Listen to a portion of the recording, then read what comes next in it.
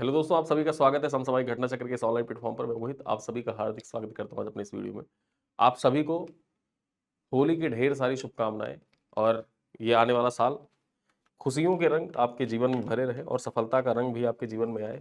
इन्हीं सब शुभकामनाओं के साथ हम लोग करंट अफेयर मार्च महीने का आज से स्टार्ट कर रहे हैं। जो हमारा मार्च महीने का पैकेज है वो देखा जाए तो आज शेड्यूल हो चुका है और उसके अंतर्गत हम लोग 1 से 3 मार्च 2026 के महत्वपूर्ण जो करंट अफेयर है उन पर आज चर्चा करेंगे।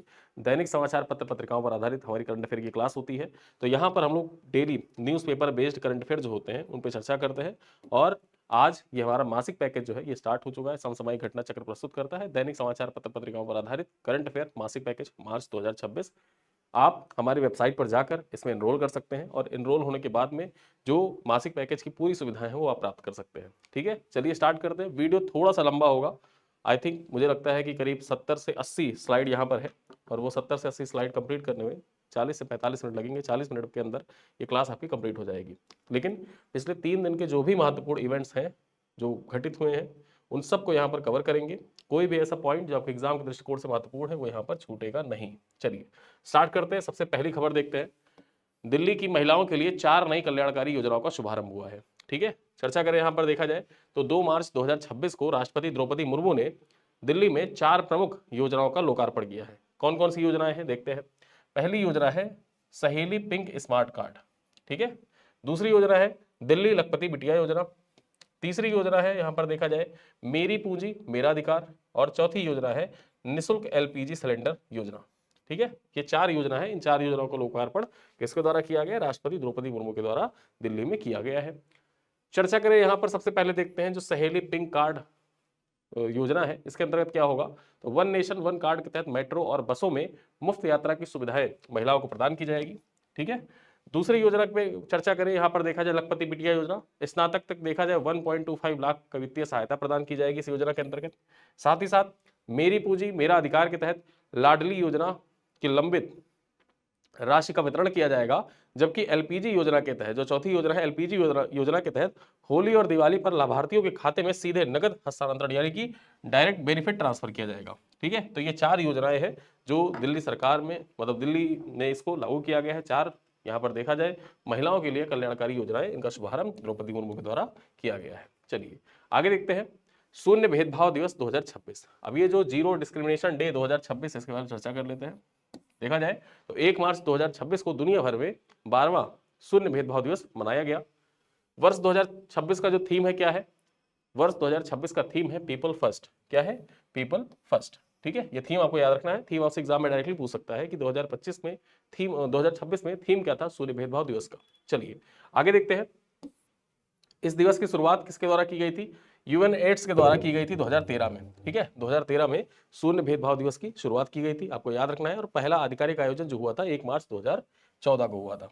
ठीक, चलिए आगे देखते हैं। इसका आधिकारिक प्रतीक जो है वो तितली है, बटरफ्लाई है। ठीक है, यहां पर देखा जाए जो शून्य भेदभाव दिवस मनाया जाता है यहां पर देखा जाए आधिकारिक प्रतीक क्या है? तितली है। ठीक है, सकारात्मक बदलाव और रूपांतरण का प्रतिनिधित्व करती है। यह दिवस लिंग आयु जातीय धर्म तथा दिव्यांगता के आधार पर होने वाले भेदभाव को समाप्त करने समानता एवं समावेशन को बढ़ावा देने के लिए समर्पित है। चलिए आगे देखते हैं। जम्मू और कश्मीर ने रचा इतिहास, जीता पहला रणजी ट्रॉफी का खिताब। ठीक है, यहाँ पर देखा जाए 28 फरवरी 2026 को जम्मू और कश्मीर ने कर्नाटक को हराकर अपना पहला रणजी ट्रॉफी का खिताब जीत लिया। यहाँ पर देखा जाए पहली बार जम्मू कश्मीर ने रणजी ट्रॉफी का खिताब जीता है। ठीक है। 1959-60 में पदार्पण के बाद जम्मू कश्मीर यह ट्रॉफी जीतने वाले 19वीं टीम बन गई है। फाइनल में जम्मू कश्मीर ने पहली पारी में 584 रन बनाकर 191 रनों के निर्णायक बढ़त हासिल की, जिसके आधार पर मैच ड्रा होने के बाद उन्हें विजेता घोषित कर दिया गया था।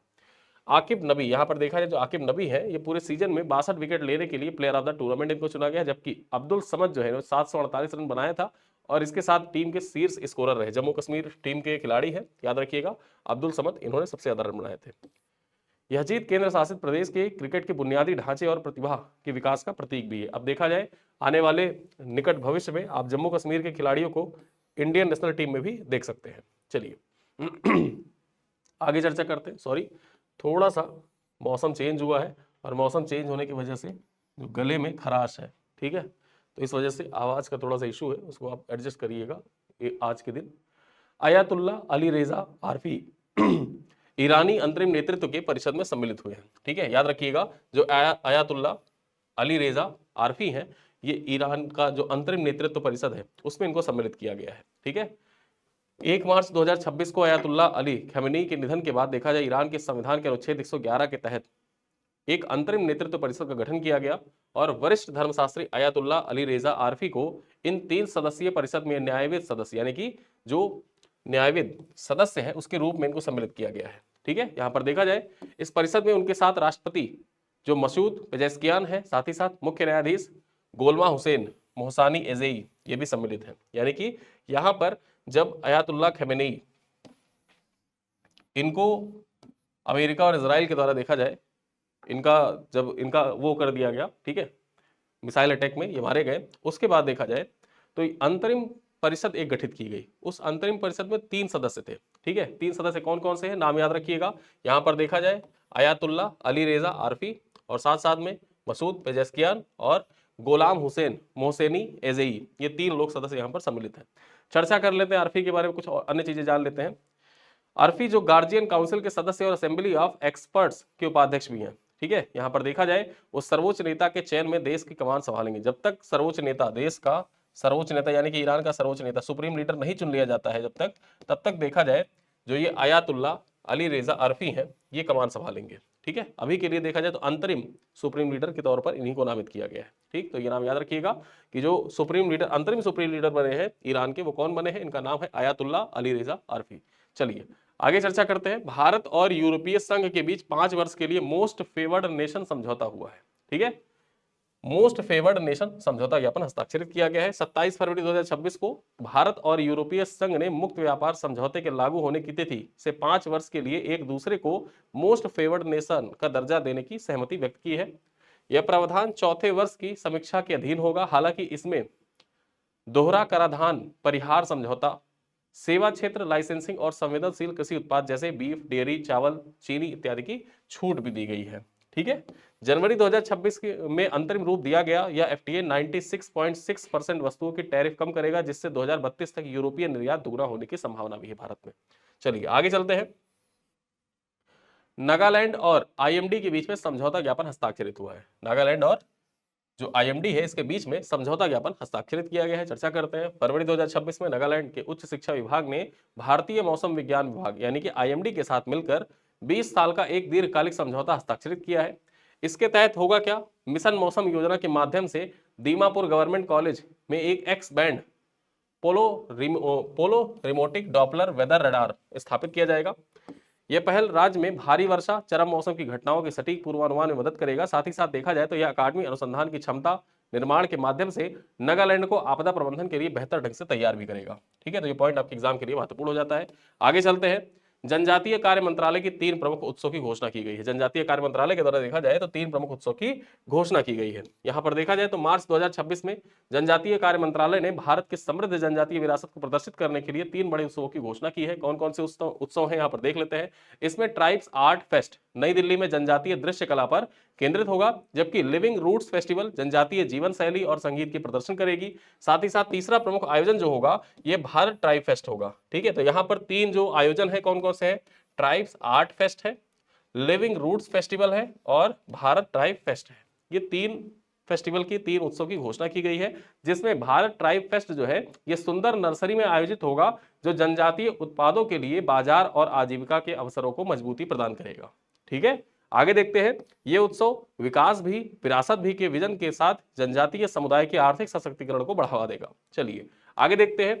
आरोग्य मेला, नेशनल आरोग्य मेला 2026। अब ये जो नेशनल आरोग्य मेला 2026 है इसके बारे में कुछ पॉइंट्स जान लेते हैं। यहां पर देखा जाए तो 25 से 28 फरवरी 2026 तक महाराष्ट्र के शेगांव में नेशनल आरोग्य मेला का सफल आयोजन किया गया। ठीक है, आयुष मंत्रालय और अखिल भारतीय आयुर्वैदिक कांग्रेस के द्वारा आयोजित इस मेले का उद्घाटन राष्ट्रपति द्रौपदी मुर्मू ने किया था। इसमें एलोपैथी के साथ साथ आयुर्वेद, योग, यूनानी और होम्योपैथी, ठीक है, यानी कि देखा जाए बेसिकली आयुष की बात की जा रही है, आयुष पद्धतियों का प्रदर्शन भी किया गया। चलिए देखते हैं।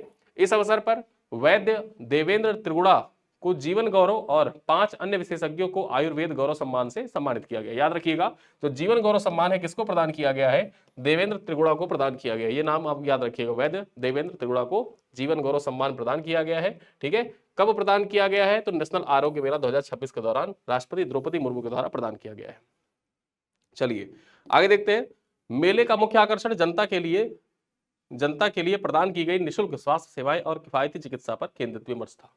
आगे चलते हैं, चर्चा करते हैं अन्य महत्वपूर्ण पॉइंट पर। यहां पर देखा जाए, तिरुवनंतपुरम में रिकॉम्बिनेंट सेल एंड सेंसर्स के लिए केंद्रीय सुविधा का उद्घाटन किया गया है। ठीक है, राष्ट्रीय विज्ञान दिवस 2026 के अवसर पर, राष्ट्रीय विज्ञान दिवस कब मनाया जाता है? हर साल 28 फरवरी को। ठीक, 28 फरवरी को जो सीवी रमन थे ना, सीवी रमन, इनके द्वारा रमन प्रभाव की खोज के लिए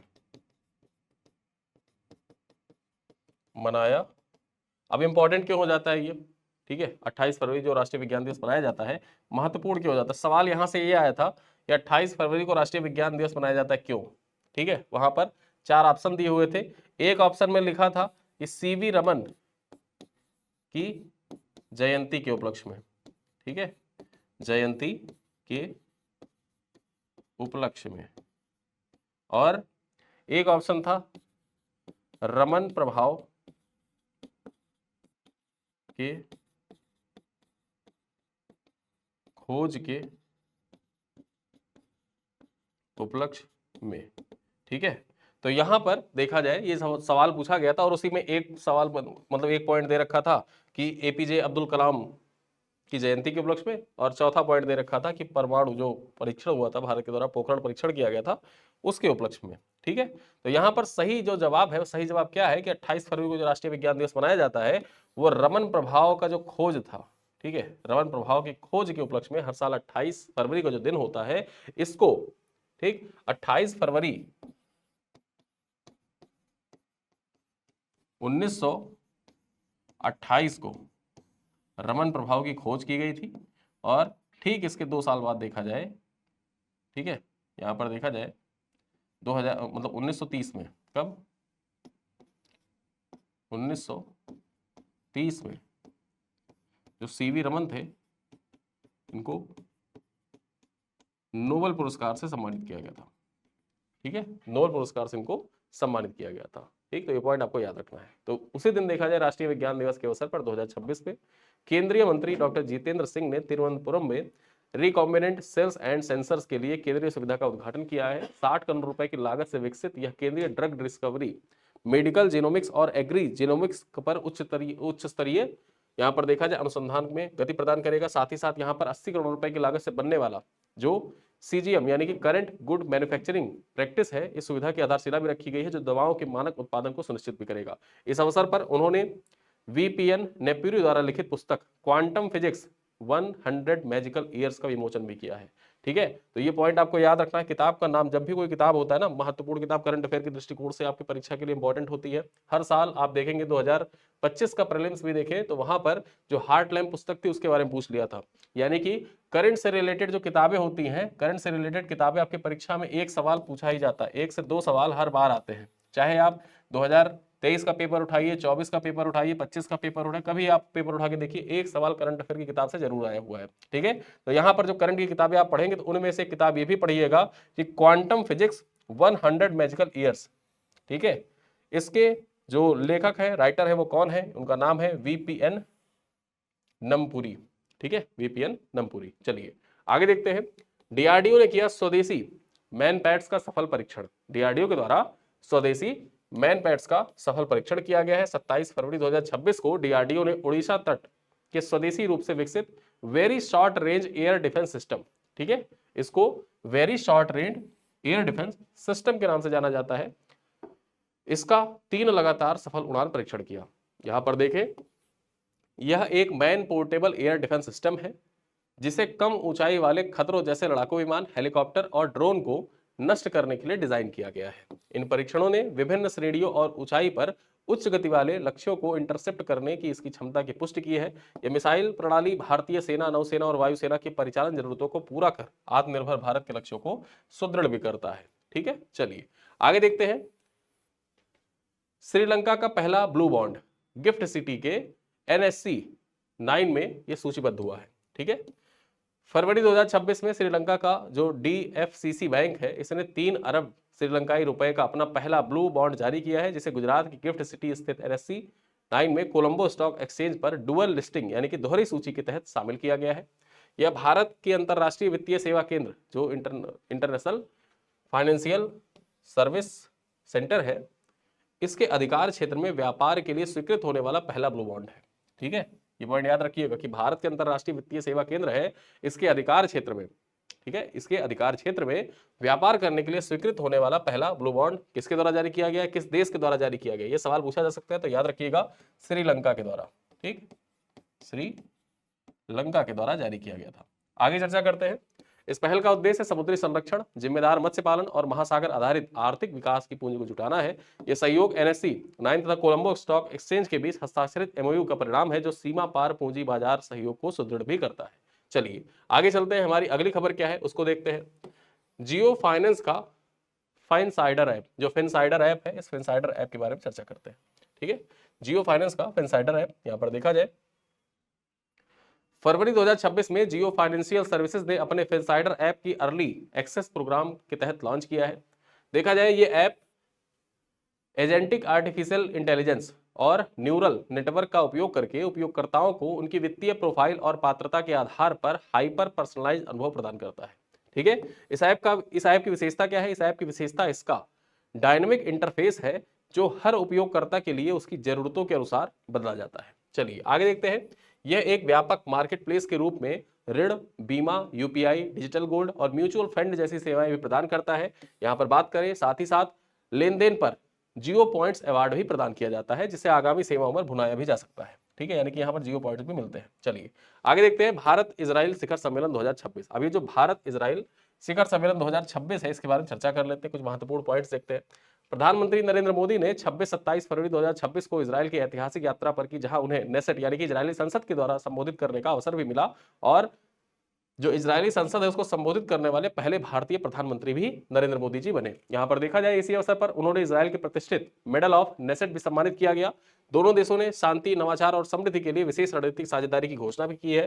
यहाँ पर बात करें, इस यात्रा के दौरान रक्षा, साइबर सुरक्षा, AI और डिजिटल भुगतान सहित कई क्षेत्रों में महत्वपूर्ण समझौते भी किए गए।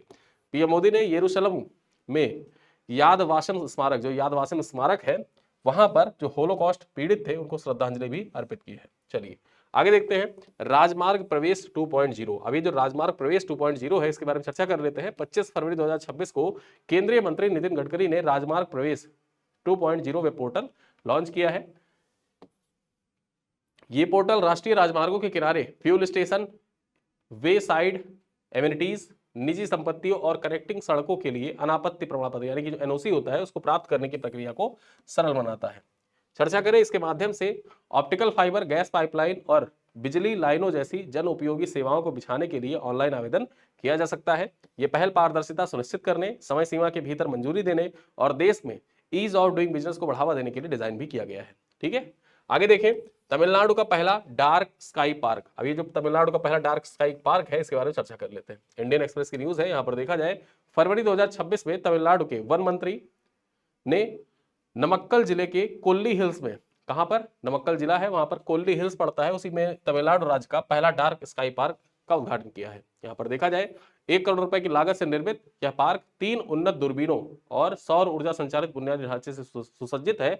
यहां पर बात करें, औरैयूर सोलर रिजर्व फॉरेस्ट में स्थित यह स्थल कृत्रिम प्रकाश से मुक्त है, जो आकाशगंगा, ग्रहों और तारों के अवलोकन के लिए आदर्श स्थितियां प्रदान करती है। बात करें तो यह पार्क प्रतिवर्ष 15 जनवरी से 15 जून तक संचालित होगा। उल्लेखनीय है कि मध्य प्रदेश के पेंच टाइगर रिजर्व में भारत का पहला आधिकारिक अंतरराष्ट्रीय डार्क स्काई पार्क स्थापित किया गया था। ठीक है, याद रखिएगा कि भारत का पहला आधिकारिक अंतरराष्ट्रीय डार्क स्काई पार्क कहां पर स्थापित किया गया था? पेंच टाइगर रिजर्व में स्थापित किया गया था। चलिए आगे देखते हैं। राष्ट्रीय जलमार्ग 2 यानी कि जो नेशनल वाटरवे है, नेशनल वाटरवे 2, यहां पर देखा जाए 3 प्रमुख परियोजनाओं का उद्घाटन किया गया है।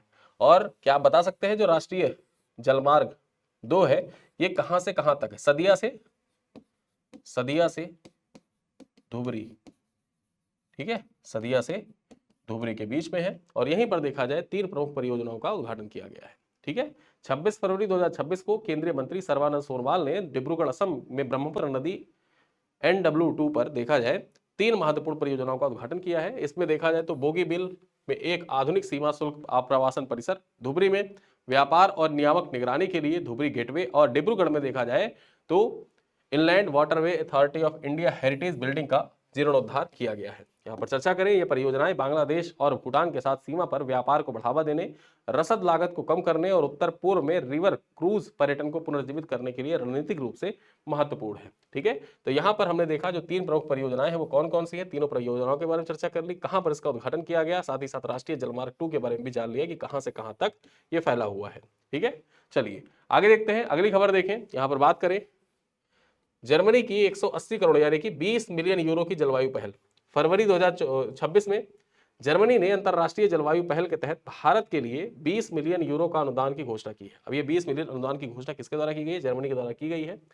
इस पहल का मुख्य उद्देश्य हिमालय, पश्चिमी घाट, उत्तर पूर्व द्वीपीय क्षेत्र तथा निचले गंगा के मैदानी इलाकों में उच्च जोखिम वाले पारिस्थितिकी तंत्रों में जलवायु लचीलापन को बढ़ाना है। यह परियोजना पारिस्थितिकी तंत्र आधारित दृष्टिकोण पर केंद्रित होगा, जिसमें वन बहाली, जैव विविधता, गलियारों से जुड़ाव और भूजल पुनर्भरण जैसी कार्य प्रक्रियाएं सम्मिलित है। इसके अतिरिक्त देखा जाए यह भारत की राष्ट्रीय अनुकूल योजना के निगरानी और मूल्यांकन ढांचे को भी सशक्त बनाने का कार्य करेगा, ठीक है। आगे देखें, वाराणसी में नमो वन के तहत मियावाकी तकनीक से 2.51 लाख यानी कि देखा जाए 2,51,000 पौधों का रोपण किया गया है। कहां पर? वाराणसी में, ठीक है। तो ये पॉइंट याद रखिएगा। देखते हैं खबर क्या है। 1 मार्च 2026 को वाराणसी नगर निगम के डोमरी क्षेत्र में जो गंगा तट के आसपास फैला हुआ है वहां पर 1 घंटे के भीतर 2.51 यानी कि 2,51,000 पौधे लगाकर नया गिनीज वर्ल्ड रिकॉर्ड बनाया गया है। इस अभियान ने चीन के 1,53,000 जो पौधारोपण का लक्ष्य था उसको पीछे छोड़ दिया, रिकॉर्ड था उसको पीछे छोड़ दिया है। यह रोपण नमो वन परियोजना का हिस्सा है, जिसमें मियावाकी विधि से जो मियावाकी विधि है ये कहां पर प्रचलित है? ये जापान में प्रचलित है। कहां पर? जापान में प्रचलित है। इसी विधि के आधार का उपयोग करके 350 बीघा क्षेत्र में शहरी वन विकसित किया जा रहा है, ठीक है। 20,000 नागरिकों की भागीदारी वाला यह मिशन वायु गुणवत्ता सुधारने, जैव विविधता बढ़ाने और पारिस्थितिक पर्यटन को बढ़ावा देने के लिए डिजाइन किया गया है। चलिए आगे देखते हैं। Tripura state innovation mission launch किया गया है। त्रिपुरा के मुख्यमंत्री प्रोफेसर माणिक शाह ने नीति आयोग के पदाधिकारियों ने अगरतला में राज्य के पहले स्टेट इनोवेशन मिशन का शुभारंभ किया है। यहाँ पर बात करें, इस मिशन के तहत त्रिपुरा इंस्टीट्यूशन फॉर ट्रांसफॉर्मेशन यानी कि टिफ्ट और टी-नेस्ट नामक इंक्यूबेशन हब स्थापित किए जाएंगे जो स्टार्टअप्स और मेक फ्रॉम त्रिपुरा पहल को बढ़ावा देंगे। राज्य ने नवाचार को जमीनी स्तर पर ले जाने के लिए जिला इनोवेटर फेलोशिप और अगरतला में AICTE योजना की घोषणा भी की है। यानी कि त्रिपुरा के किस जिले में AICTE स्थापित किया जाएगा?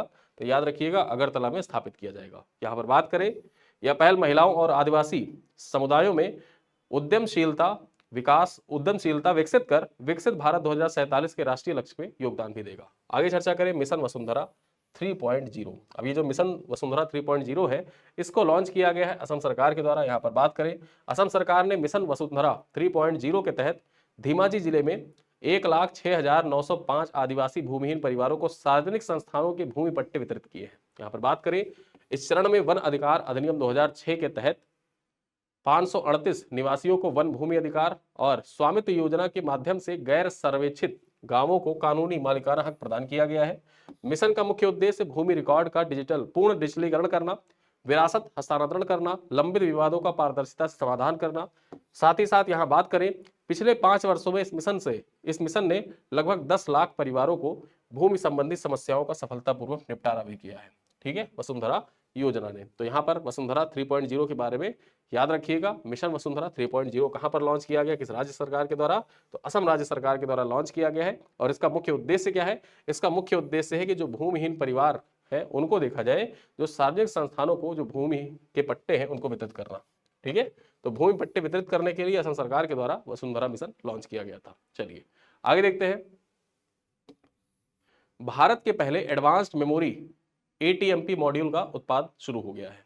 ठीक है, सेमीकंडक्टर दिग्गज माइक्रोन टेक्नोलॉजी ने गुजरात के साणंद में ATMP assembly testing marking and packaging इकाई का परिचालन शुरू कर दिया है। यहां पर बात करें, संयंत्र ने अपना पहला DRM मॉड्यूल जो है डेल टेक्नोलॉजीज को सफलतापूर्वक भेजा है और ये 2.7 बिलियन के निवेश वाली इस सुविधा में विश्व का सबसे बड़ा क्लास 1000 क्लीन रूम शामिल है। यहां पर बात करें, ये इकाई DRAM और नंदा फ्लैश मेमोरी, ठीक है, DRAM और नंदा फ्लैश मेमोरी के लिए offer in finished product out model पर काम करता है।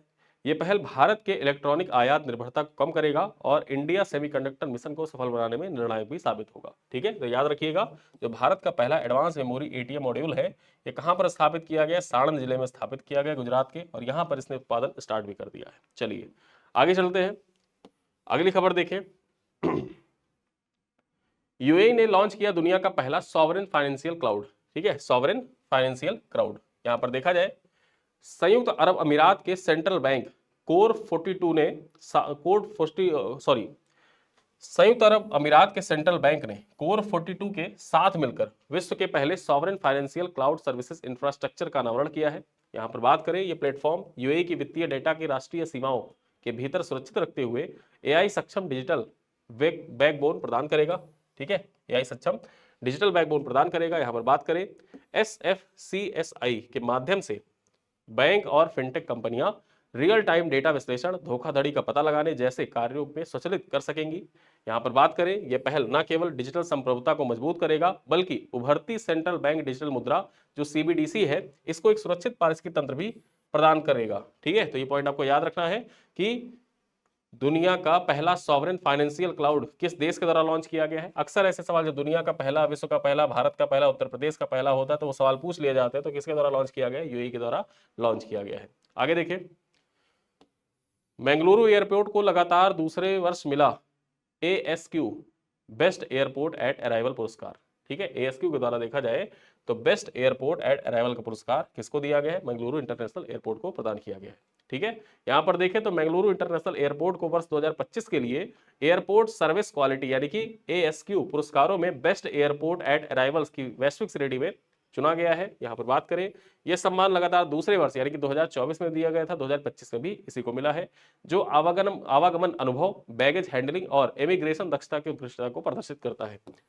एयरपोर्ट काउंसिल अंतरराष्ट्रीय द्वारा प्रदान किया जाने वाला यह पुरस्कार यात्रियों की वास्तविक प्रतिक्रिया पर आधारित होता है। आगामी 2 सितंबर 2026 को तुर्की में होने वाले जो airport council international world airport experience summit है, इसके दौरान यह पुरस्कार आधिकारिक रूप से बेंगलुरु इंटरनेशनल एयरपोर्ट को प्रदान भी किया जाएगा। ठीक है, तो यहां पर आप ये भी याद रख सकते हैं कि airport council international world airport experience summit का आयोजन कहां पर किया जाएगा? तुर्की में किया जाएगा 2 सितंबर 2026 को। चलिए आगे देखते हैं, US इजराइल का ईरान पर हमला और खमेनेई की हत्या। यहां पर बात कर लेते हैं, तो 28 फरवरी 2026 को Israel operation lion roar launch किया था और अमेरिका ने ऑपरेशन एपिक फ्यूरी लॉन्च किया था। ये दोनों ऑपरेशन याद रखिएगा। इजराइल ने कौन सा ऑपरेशन लॉन्च किया था? ऑपरेशन लॉयन रोर, और अमेरिका के द्वारा ऑपरेशन एपिक फ्यूरी। ये दो ऑपरेशन लॉन्च किए गए थे जिसके तहत ईरान के सैन्य और परमाणु ठिकाने पर हमला किया गया था। यहां पर बात करें, इस अभियान का सबसे बड़ा परिणाम ईरान के सर्वोच्च नेता जो आयतुल्ला अली खमेनेई है, उनकी हत्या रही, जिसकी पुष्टि 1 मार्च को की गई थी। यहां पर बात करें, हमलों में तेहरान, इस्फहान और ताब्रिज सहित कई शहरों पर जो ईरान की जो रेवोल्यूशनरी गार्ड कॉर्प है, उसके मुख्यालय तथा मिसाइल अड्डों को ध्वस्त कर दिया गया था। यहां पर बात करें, जवाब में ईरान ने ऑपरेशन ट्रू प्रॉमिस 4 के तहत इजराइल और खाड़ी स्थित अमेरिकी ठिकानों पर मिसाइलें भी दागी हैं और अभी भी दाग रहा है। वर्तमान में ईरान में एक अंतरिम नेतृत्व परिषद गठित कर दिया गया है और यहां पर बात करें तो अंतरिम नेतृत्व परिषद में 3 सदस्य हैं और 3 सदस्यों के द्वारा यहां पर बात की जाए तो जो अंतरिम सरकार है उसको संभाला जा रहा है। ठीक है, चलिए आगे देखते हैं। बोर रुचि मिश्रा, ठीक है, बोरो रुचि मिश्रा जो है, इनको देखा जाए हिंदुस्तान ऑयल एक्सप्लोरेशन कंपनी का नया CEO बनाया गया है। ठीक है, याद रखिएगा, हिंदुस्तान ऑयल एक्सप्लोरेशन कंपनी जो है, इसके नए CEO कौन बने हैं? बोरो रुचि मिश्रा। बात कर लेते हैं। 1 अप्रैल 2026 से कंपनी का नया मुख्य कार्यकारी अधिकारी नियुक्त करने की मंजूरी प्रदान कर दी गई है। तेल और गैस अन्वेषण यानी कि एक्सप्लोरेशन के क्षेत्र में अनुभवी कार्यकारी मिश्रा कंपनी के अपस्ट्रीम उत्पादन के रणनीतिक विकास का नेतृत्व करेंगे। यहाँ पर बात करें, यह नियुक्ति कंपनी की दीर्घकालिक उत्तराधिकार योजना का हिस्सा है, जिसका उद्देश्य ऑन श्योर और of sure hydrocarbon petro portfolio को मजबूत करना है। इस नेतृत्व परिवर्तन में भारत का ऊर्जा क्षेत्र है वो हिंदुस्तान ऑयल एक्सप्लोरेशन कंपनी की परिचालन कुशलता, शेयर धारक मूल्य में वृद्धि की उम्मीदों को प्रदर्शित भी करता है। चलिए आगे देखते हैं। UIDAI और गूगल मैप्स के बीच में साझेदारी हुई है। ठीक है, UIDAI और गूगल मैप्स के बीच में साझेदारी हुई है। यहाँ पर बात कर लेते हैं। 26 मार्च 2026 को UIDAI और गूगल मैप्स ने एक रणनीतिक सहयोग की घोषणा की है, जिसके तहत भारत के यानी कि देश भर के 60,000 से अधिक सत्यापित जो आधार केंद्र है, अब उनको मानचित्र पर दर्शाया जाएगा। ठीक है, मैप पर दर्शाया जाएगा। इस पहल से नागरिक अपने निकटतम केंद्र की सेवाएं, नामांकन, अपडेट, संचालन समय और सुलभता सुविधाओं को सटीक जानकारी प्राप्त कर सकेंगे। इस साझेदारी का उद्देश्य अनाधिकृत केंद्रों से जुड़ी गलत सूचनाओं को रोकना तथा पारदर्शिता को बढ़ाना है। भविष्य में इसके माध्यम से रियल टाइम अपडेट और सीधे अपॉइंटमेंट बुकिंग की सुविधा भी प्रदान की जाएगी, जो डिजिटल शासन को और अधिक नागरिक अनुकूल बनाएगी। चलिए आगे देखते हैं। ऊर्जा दक्षता ब्यूरो के बारे में कुछ पॉइंट्स है, देख लेते हैं, चर्चा करते हैं। इसका 25वां स्थापना दिवस मनाया गया है। 1 मार्च 2026 को नई दिल्ली में ऊर्जा दक्षता ब्यूरो का 25वां स्थापना दिवस मनाया गया है। इस अवसर पर केंद्रीय मंत्री मनोहर लाल खट्टर ने ब्यूरो ऑफ एनर्जी, यहां पर देखा जाए एनर्जी एफिशिएंसी, ठीक है, ब्यूरो ऑफ एनर्जी एफिशिएंसी को रोकथाम करने वाली संस्था ऊर्जा दक्षता को भारत में पहला ईंधन बताया है। बात करें, इस दौरान 2 प्रमुख डिजिटल पहलू RCO पोर्टल जो निगरानी के लिए है तथा bureau of energy efficiency star level mobile app launch किया गया है। ठीक है, भारत ने पहले ही 2005 के मुकाबले अपनी उत्सर्जन जो तीव्रता है उसको 36% की कमी लाई है। साथ ही साथ 52% गैर जीवाश्म ईंधन क्षमता को भी हासिल कर लिया है। यहाँ पर ब्यूरो ऑफ एनर्जी एफिशिएंसी को पैट और स्टार लेवलिंग जैसी योजनाएं विकसित भारत 2047 के लक्ष्य को प्राप्त करने के लिए केंद्रीय भूमिका निभा रही है। ठीक, तो यहाँ पर आप याद रख सकते हैं कि जो ब्यूरो ऑफ एनर्जी एफिशिएंसी है, यहाँ पर इस बार कौन सा स्थापना दिवस मनाया गया है, तो 25वां स्थापना दिवस मनाया गया है। कब मनाया गया, कब इसकी स्थापना की गई थी, तो 1 मार्च को इसकी स्थापना की गई थी। चलिए आगे देखते हैं। आंध्र प्रदेश हाईकोर्ट पहली महिला मुख्य न्यायाधीश, आंध्र प्रदेश हाईकोर्ट की पहली महिला मुख्य न्यायाधीश कौन बनी है, तो यहाँ पर देखा जाए आंध्र प्रदेश हाईकोर्ट की स्थापना के 72 साल बाद पहली बार महिला मुख्य न्यायाधीश मिलेगी। सुप्रीम कोर्ट के कोलेजियम ने पंजाब और हरियाणा हाईकोर्ट की जज जस्टिस लीसा गिल को, क्या नाम है, जस्टिस लीसा गिल इनका नाम है, इनको चीफ जस्टिस बनाने की सिफारिश की है। जस्टिस लीसा गिल जो है, इनके पास 45 सालों का न्यायिक अनुभव, यानी कि 45 साल से ये जज हैं। आगे देखें, वंदे मातरम अनिवार्य करने वाला देश का पहला नगर निकाय। ठीक है, यहाँ पर देखा जाए जो BMC है, BMC ने सर्वसम्मति से अपने सभी आधिकारिक कार्यक्रमों में वंदे मातरम के 6 अंतरा गाने को अनिवार्य कर दिया है। प्रस्ताव को नगर आयुक्त की मंजूरी मिलती है तो BMC ऐसा नियम लागू करने वाला देश का पहला नगर निकाय होगा। ठीक है, ऐसा करने वाला देश का पहला नगर निकाय हो जाएगा BMC, जिसने वंदे मातरम अपने सभी कार्यक्रमों में गाना अनिवार्य कर दिया। ठीक, चलिए आगे देखते हैं। राजस्थान के 3 शहरों का नामकरण किया गया है, राजस्थान के 3 शहरों का नामकरण किया गया है और ये आज की हमारी अंतिम खबर है। अंतिम खबर पर हम लोग चर्चा करते हैं। देखते हैं, मार्च 2026 में राजस्थान के मुख्यमंत्री भजन लाल शर्मा ने विधानसभा में 3 शहरों का नाम बदलने की घोषणा की है। इसके तहत जो माउंट आबू है, इसका नाम बदलकर क्या कर दिया जाएगा, आबू राज कर दिया जाएगा। ठीक है, साथ ही साथ कामन का नाम बदलकर क्या कर दिया जाएगा, कामन का नाम बदलकर कामवन कर दिया जाएगा। और वहीं पर देखा जाए जहाजपुर का नाम बदलकर क्या कर दिया जाएगा, यज्ञपुर कर दिया जाएगा। तो ये 3 शहर हैं, इन 3 शहरों का नाम याद रख सकते हैं। माउंट आबू महत्वपूर्ण हो जाता है। ठीक है, माउंट आबू इंपॉर्टेंट हो जाता है। यहाँ पर देखा जाए इसका नाम परिवर्तित कर क्या कर दिया जाएगा, आबू राज कर दिया जाएगा। ठीक है, सरकार के अनुसार इन बदलावों का उद्देश्य स्थानीय जन भावनाओं का सम्मान करना है। इन क्षेत्रों की पौराणिक और ऐतिहासिक जड़ों को वर्तमान पहचान से जोड़ना है। राज्य प्रशासन ने अब आधिकारिक रिकॉर्ड, गजट, नोटिफिकेशन और साइनेज को अपडेट करने की प्रक्रिया शुरू कर दी है, जिससे ये नाम प्रभावी रूप से उपयोग में आ जाएंगे। ठीक है, तो ये थे आज के हमारे कुछ महत्वपूर्ण करंट अफेयर, जिसमें लगभग 30 से 32 करंट अफेयर जो पिछले 3 दिन के हैं उन पे हमने चर्चा की। अब आते हैं चलते चलते कुछ सवाल है जिनका उत्तर आप कमेंट बॉक्स में करिएगा। पहला सवाल है, दिल्ली में सहेली पिंक स्मार्ट कार्ड किस पहल के तहत मुफ्त यात्रा सुविधा प्रदान करता है, डिजिटल इंडिया मिशन के तहत, वन नेशन वन कार्ड के तहत, स्मार्ट सिटी मिशन के तहत या प्रधानमंत्री जनधन योजना के तहत। ठीक है, तो ये है हमारा पहला सवाल, इसका उत्तर आप कमेंट बॉक्स में करिए। दूसरा सवाल क्या है, वर्ष 2026 में शून्य भेदभाव दिवस का थीम क्या है? ठीक है, equality for all, human first, people first, inclusive world. क्या थीम है आप कमेंट में बताएं। क्वेश्चन नंबर 3 है, जम्मू और कश्मीर ने रणजी ट्रॉफी का फाइनल में किस टीम को हराकर अपना पहला खिताब जीता है? मुंबई को हराकर, कर्नाटक को हराकर, तमिलनाडु को हराकर या दिल्ली को हराकर? क्वेश्चन नंबर 4 है, भारत और यूरोपीय संघ के बीच में जो मोस्ट फेवर्ड नेशन समझौता हुआ है उसके अनुसार एफटीए लागू होने के बाद जो मोस्ट फेवर्ड नेशन का दर्जा है कितने वर्षों के लिए प्रभावी रहेगा? 3 वर्षों के लिए, 4 वर्षों के लिए, 5 वर्षों के लिए या 10 वर्षों के लिए? और अंतिम सवाल यहां पर है कि डीआरडीओ द्वारा सफलतापूर्वक परीक्षण किया गया जो वेरी शॉर्ट रेंज मिसाइल है किस प्रकार की प्रणाली पर आधारित है? लंबी दूरी की बैलिस्टिक मिसाइल प्रणाली, एंटी टैंक गाइडेड मिसाइल प्रणाली है, man portable air defence system है या पनडुब्बी रोधी मिसाइल है? ठीक है, तो यहाँ पर ये 5 सवाल है। इन 5 सवालों का उत्तर आप कमेंट बॉक्स में दीजिएगा। थोड़ा सा जुकाम है, मौसम चेंज हुआ है, इसकी वजह से थोड़ा सा वॉइस में भी दिक्कत है, तो उसको आप एडजस्ट करिएगा, क्योंकि अब होली के बाद जब हम मिलेंगे वापस से तब तक उम्मीद है कि सब कुछ ठीक हो जाए। हालांकि कल होली है, कुछ लोग ज़्यादा रंग या पानी नहला दे तो जुकाम बना रहे, लगातार बरकरार रहे, उसमें तो मैं कुछ कह नहीं सकता, लेकिन प्रयास यही रहेगा कि नेक्स्ट क्लास में जब हम मिले तो एकदम पूरी तरीके से स्वस्थ हो। ठीक है, तो इन्हीं सब बातों के साथ इस क्लास को करते हैं समाप्त। ये 35 मिनट की क्लास आप देखिए और मासिक पैकेज में इनरोल कर सकते हैं, जिसमें आपको क्लास पीपीटी, पीडीएफ, साथ साथ जो एमसीक्यू है वो सारी चीज़ें आपको वहाँ पर मिलती रहती हैं। ठीक है, और कंप्लीट पीडीएफ होली के बाद, जो फरवरी महीने का कंप्लीट पीडीएफ है हिंदी और इंग्लिश दोनों भाषाओं में, वो होली के बाद आपको प्रोवाइड कर दिया जाएगा। तो इन्हीं सब बातों के साथ इस क्लास को करते हैं समाप्त। मिलते हैं अगली क्लास में, तब तक के लिए धन्यवाद।